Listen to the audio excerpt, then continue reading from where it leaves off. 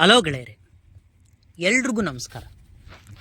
ಈ ವಿಡಿಯೋದಲ್ಲಿ ನಾವು ಕನ್ನಡ ಆಪ್ಷನಲ್ ಪೇಪರ್ ಮೇನ್ಸ್ 2020ರಲ್ಲಿ ನಡೆದಂತಹ ಪ್ರಶ್ನೆ ಪತ್ರಿಕೆಯನ್ನು ನೋಡೋಣ ಬನ್ನಿ.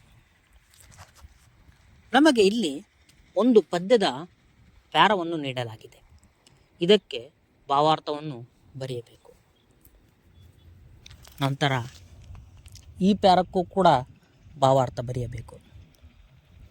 ನಂತರ ಈ ಪ್ಯಾರಕ್ಕೂ ಕೂಡ ಭಾವಾರ್ಥ ಬರೆಯಬೇಕು. ನಂತರ ಈ ಪ್ಯಾರಕ್ಕೂ ಕೂಡ ಭಾವಾರ್ಥ ಬರೆಯಬೇಕು.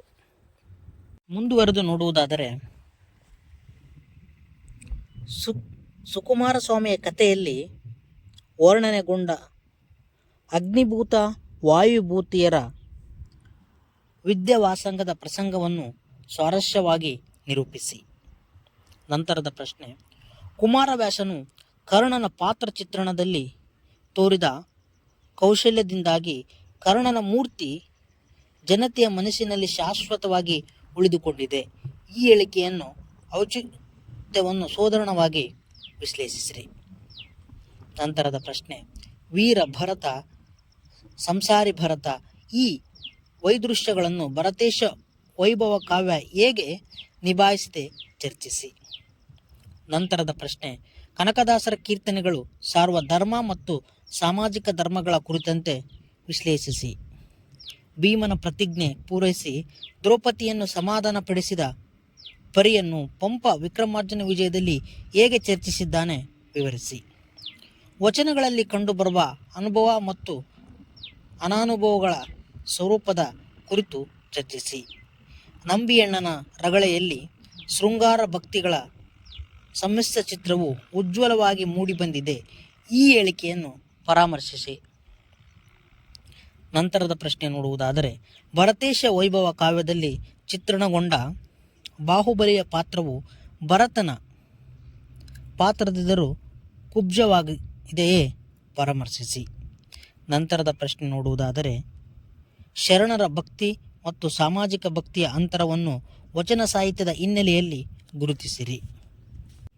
ನಂತರ ಮುಂದುವರೆದು ನೋಡುವುದಾದರೆ, ಬೆಟ್ಟದ ಜೀವ ಕಾದಂಬರಿಯಲ್ಲಿ ಮನುಷ್ಯ ನಿಸರ್ಗಗಳ ಸಂಬಂಧ.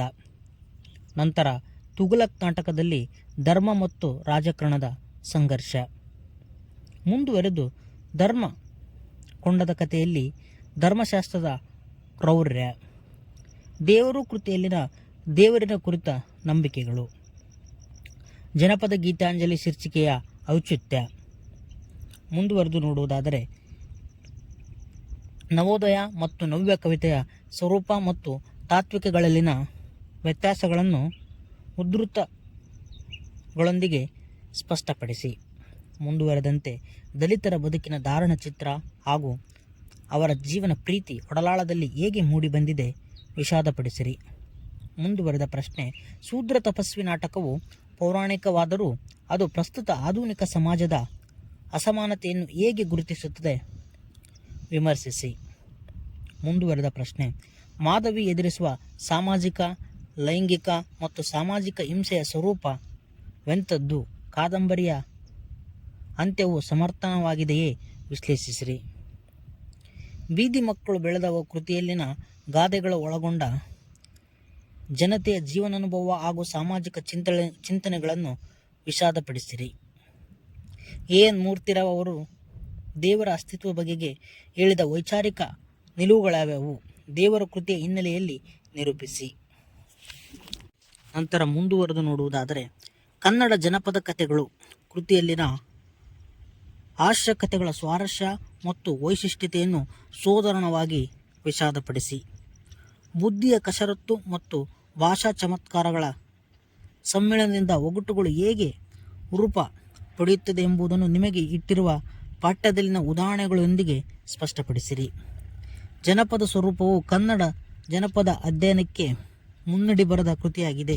ಈ ಹೇಳಿಕೆಯನ್ನು ಔಚಿತ್ಯವಾಗಿ ಪರಾಮರ್ಶಿಸಿ.